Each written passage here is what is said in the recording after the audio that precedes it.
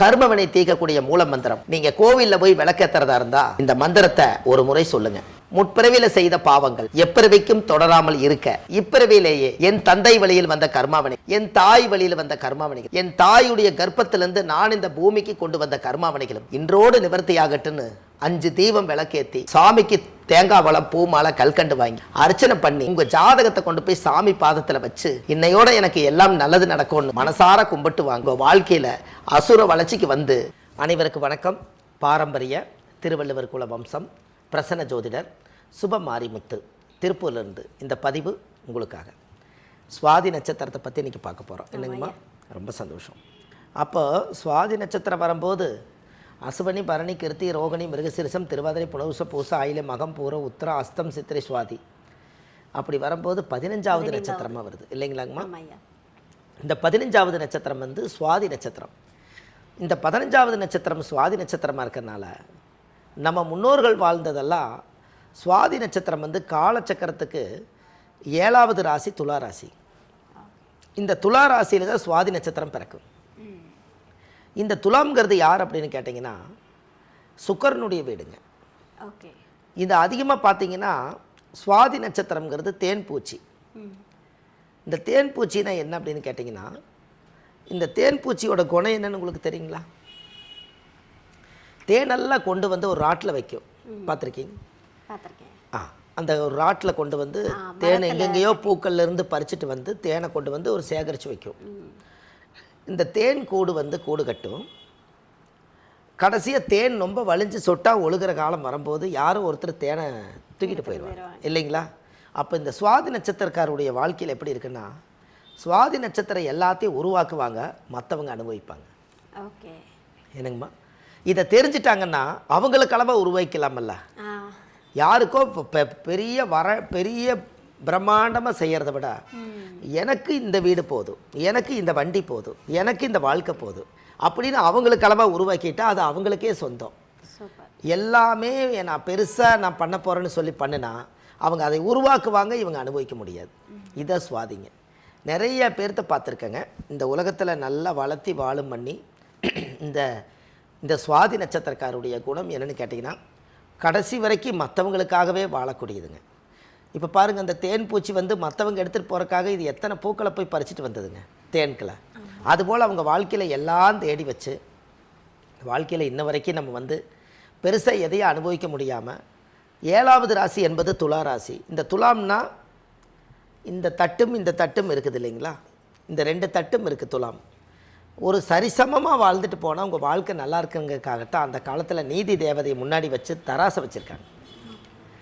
அப்போது ஒரு பஞ்சாயத்துன்னு வரும்போது நீதி தேவதைகிட்ட சொல்லுவாங்களாம், அம்மானு பார்க்காத, அப்பான்னு பார்க்காத, சித்தப்பன்னு பார்க்காத, பெரியப்பன்னு பார்க்காத, கண்ணை கட்டி வச்சு நியாயம் எதுவோ அதை மட்டும் நீதி தேவதை சொல்லுன்னு சொல்லி இந்த நீதி தேவதையாக வாழணுங்கிறதுக்காகத்தான் துலா ராசியில் கொண்டு போய் தராசை வச்சுருக்காங்க. அப்போ இந்த துலாம் ராசிங்கிறது கடைசி வரைக்குமே சரிசமமாக வாழும்னு நினச்சி தான் அது வாழும். ஆண் பாதி பெண் பாதியாக வாழ்கிற மாதிரி துலா ராசியில் வாழும். அப்போ அப்படி இருக்கும் காலகட்டங்களில் அவங்களுடைய முன்னோர்கள் எல்லாருமே பார்த்தீங்கன்னா ஜாதகத்தில் பெரிய அளவுக்கு நம்ம வாழ்க்கையில் நம்ம நல்லா இருக்கோம்னு நினச்சி ரொம்ப கஷ்டப்படுவாங்க. இந்த கஷ்டப்பட்டு வாழ்க்கையில் நம்ம என்றைக்காவது முன்னுக்கு வரலான்னு நினச்சி ஒவ்வொரு விஷயத்தையும் உருவாக்கி மற்றவங்க எடுத்துகிட்டு போகும்போது இவங்களுக்குள்ளேயே ஒரு வெறுப்பு உருவாயிரும். அப்போ இவங்களுக்கு அண்ணன் தங்கச்சி சொந்தம் வந்த தாய் புள்ள எல்லாம் ஒரு காலத்தில் பாசமாக இருப்பாங்க, அப்படியே அகேன்ஸ்டாக மாறிடுவாங்க இவங்களுக்கு மட்டும். ஏன்னா அது சுவாதி நட்சத்திரம் வந்து ராகுவுடைய நட்சத்திரம். இந்த ராகு என்பது பாம்பு கிட்ட போய் நம்ம 2 பேரும் ஃப்ரெண்ட் ஆகலாமான்னு சொல்லுவாங்களா? என்னங்கம்மா? சுவாதினா பாம்பு கிட்டவா நம்ம 2 பேரும் காபி சாப்பிட போகலாம், நம்ம 2 பேர் சினிமாவுக்கு போகலான்னு கூப்பிடுவாங்களா? ஏன்னா அதுக்கிட்ட கூப்பிட மாட்டாங்க. ஏன்னா அது இனமே வேறு. அதனால் இது எல்லாமே ஒரு காலத்தில் அறியாத வயசில் தெரியாமல் பாசம் இருக்கும். கடைசி காலத்தில் எல்லாருமே உறவுகள் தாய் பிள்ளைகள் எல்லாம் அவங்கள விட்டு பிரிஞ்சு கடைசியில் பார்த்தீங்கன்னா அந்த துலாம்ங்கிறது வந்து அந்த தெராசில் வந்து தனியாக நிற்கிற அந்த முள் பாயிண்ட் எப்படி நிற்கிதோ அது மாதிரி நான் இவ்வளவு கௌரவமாக வாழ்ந்து இவ்வளவு கண்ணியமாக வாழ்ந்து இவ்வளவு நேர்மையாக இருந்து என்னை எல்லாரும் ஏமாற்றிட்டாங்களேன்னு அவங்க மனசுக்குள்ள ஒரு காயம் இருக்கும். எப்போவுமே துலா ராசிக்கு மனசுக்குள்ள ஒரு காயம் இருக்குங்க. இந்த காயத்துக்கு மருந்து போடுறதுக்கு யாராவது வருவாங்களான்னு எதிர்பார்த்துட்டே உட்காந்துருப்பாங்க. ஆறுதல் சொல்கிறதுக்கு ஆள் இருக்காது, மாறுதலும் இருக்காது. இவங்க ஒத்தையடிப்பாத மாதிரி இவங்க வாழ்ந்துட்டு இருப்பாங்க. இதுதான் சுவாதியுடைய ஒரிஜினல் குணாதிசை. அப்போ இந்த குணாதிசையில் அதனால தான் சொன்னேங்க, யாருக்காக வாழ வேண்டாம், நீங்கள் உங்களுக்காக வாழ்ந்தால் உங்களுக்கு எல்லாம் சிறப்பு. இப்போ உங்களுக்கு ஒரு உதாரணம் சொல்லட்டுங்களாங்கம்மா? உங்களுக்கு ஒன்று தெரியுங்களா? இப்போ நம்மளுக்கு கஷ்டமாக இருக்குதான்னு கேட்டிங்கன்னா, நீங்கள் உங்களுக்கு என்ன கஷ்டம்னு யாராவது ஒருத்தர் கூப்பிட்டு இந்த உலகத்தில் கேளுங்க. எனக்கு கஷ்டம்னு எடுத்துகிட்டு என்னங்க, என் பையன் நல்லா இல்லை, என் மனைவி நல்லா இல்லை, எங்கள் அம்மா சரியில்லை, எங்கள் அப்பா சரியில்லை, என் தாய் புள்ள சரியில்லை, எனக்குன்னு தொழில் சரியில்லை, எல்லாமே அவுட் சைடு தான் சொல்லுவார். அவருக்கு ஏதாவது நல்லா இல்லையான்னு கேட்டால் சொல்ல மாட்டார் பாருங்க. ஓகே. இப்போ எனக்கு ஏதாவது ஒரு பிரச்சனைன்னு கேட்டால், எனக்கு என்னங்க 3 நேரம் சாப்பாடு, நல்ல துணிமணி, ஆண்ட முன்னியத்தில் என்னை கைகால் சுகத்தோடு நல்லா வச்சுக்கிறாங்க, எனக்கு என்ன குறை இருக்குது? ஒன்றுமே இல்லை. என்னை சுற்றி சைடில் தான் இருக்குங்கன்னு சொல்ல வரேன். ஒன்று என்னோடய வயசுக்கு மனைவியோட வழியில் பிரச்சனை, இல்லை என் குழந்தைகள் பிரச்சனை, இல்லை என்னுடைய அம்மா அப்பா பிரச்சனை, இல்லை என்னுடைய அண்ணன் தம்பிகள் பிரச்சனை, இல்லை எனக்கு சொத்து பிரச்சனை, எல்லாமே அவுட் சைடுடைய பிரச்சனையை மனசுக்குள்ளே போட்டு வச்சுக்கிட்டு எனக்கு வாழ்க்கையில் கஷ்டமாக இருக்குதுன்னே சொல்லிட்டு இருக்கிறாங்க. நீங்கள் நல்லா நிறுத்தி பாருங்கள், கஷ்டங்கிறது உங்களுக்கு இல்லை, வெளியிருந்து எடுத்துக்கொண்டு உள்ளே வச்சுக்கிட்டீங்கன்னு. எனக்குமா யாருக்குமே நீங்கள் இந்த உலகத்தில் கேளுங்க, சாமி எனக்கு நிம்மதியே இல்லைம்பாங்க. உங்களுக்கு படுக்கிறக்கு பாயும் ஒரு தலகாணியும் ஒரு பெட்சைட்டும் இருந்தால் காலையில் சூரிய உதயத்துக்குள்ளே நீங்கள் நிம்மதியாக தூங்கலாம். அப்போ உங்கள் மனசுக்குள்ளே என்னமோ ஒன்று உலட்டுது, அதனால் நிம்மதி இல்லை. அப்போ உங்களுக்கு நிம்மதி இல்லைங்கிறதுக்கு என்ன ஒரு ஆதாரம்? அப்போ இது எல்லாமே எங்கே ஒழிச்சு வச்சுருக்கிறாங்கன்னா, எல்லாருமே வெளியிருந்து பொருளை எடுத்துக்கொண்டு வந்து மனசுக்குள்ளே வச்சுக்கிட்டு, இந்த பொருளை அடையணும், இந்த பொருள் எனக்கு சொந்தம், இந்த பொருள் தான் எனக்கு இந்த உலகம்னு நாம் எடுத்து வச்சுக்கிட்டு, இந்த உள்ளே இருக்கிறத வெளியே எடுத்து வைக்காமல் வெளியே இருக்கிறத உள்ளே எடுத்து வச்சுக்கிட்டு, வேதனையும் சோதனையும் கடவுள் மேலே கொண்டு போய் பாரத்தை போட்டால் கடவுள் என்ன செய்வார்? என்னங்கம்மா? என்னங்க? அதை கடவுள் அப்படின்னா அதை பிரித்து பார்க்கணுமா? கடந்து உள்ளே போயிட்டே இருந்தேன்னா கடவுள். ஓகே. கடவுள்.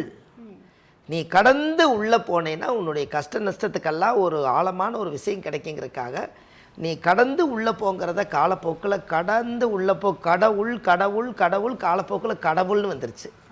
நாமளே சிந்தித்து செயல்பட வேண்டியது நம்மளுடைய மனசாட்சி தானே கடவுளுங்க.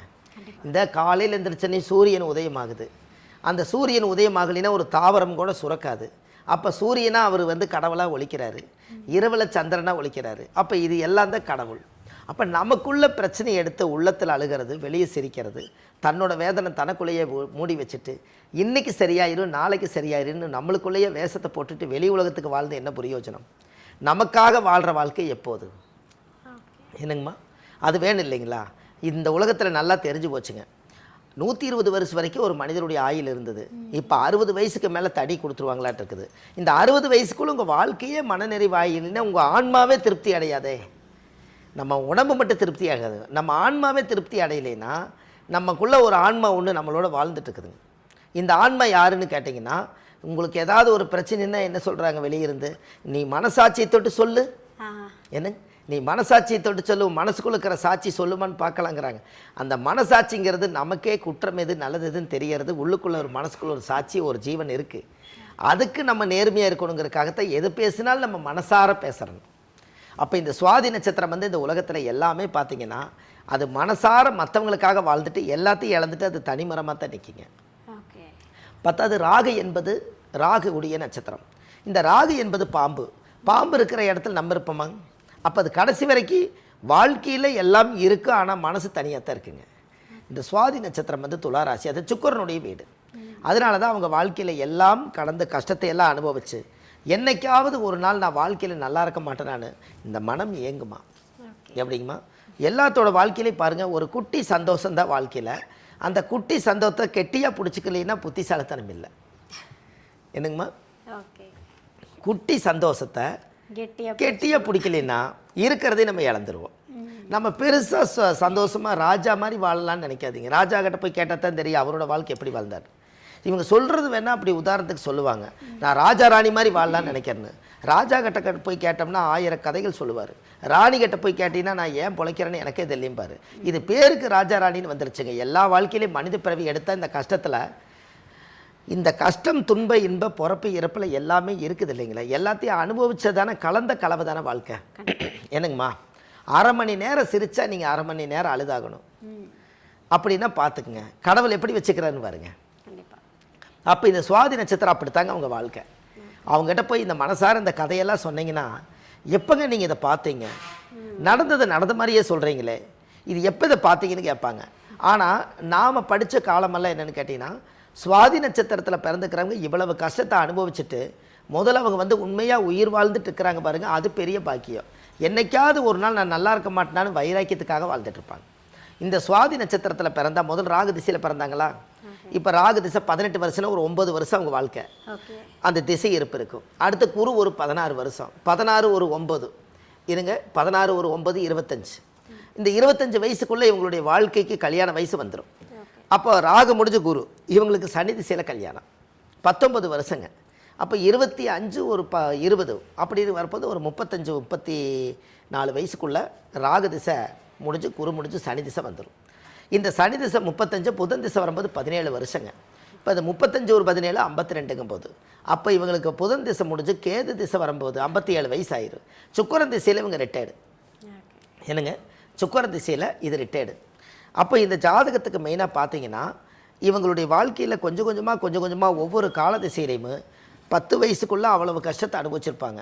10லேருந்து 20 வயசுக்குள்ளே இளமையில் கஷ்டப்பட்டிருப்பாங்க. 20 வயசுலேருந்து 30 வயசுக்குள்ளே திருமண வாழ்க்கையை அனுபவித்து இன்னும் திருப்தி இல்லையேன்னு கஷ்டப்படுவாங்க. 30லேருந்து 40 வயசு வரும்போது குழந்தைகள்லாம் வளர்ந்ததுக்கப்புறம் இவங்களை எப்படி நம்ம கரை சேர்த்த போகிறோன்னு நினச்சிட்டு இருப்பாங்க.